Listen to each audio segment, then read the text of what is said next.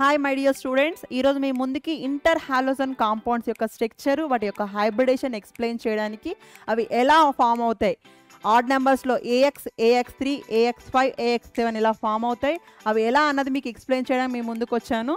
చూడండి my dear students, inter halogen compounds. ఈ inter halogen కాంపౌండ్స్లో AX, AX3, AX5, AX7 అయితే ఉన్నాయి. ఇందులో మీకు వచ్చే కాంబినేషన్స్ ఎలా ఉంటాయంటే, one is the highest atomic number and the one is lowest atomic number. ఈ కాంబినేషన్స్లో వస్తాయి.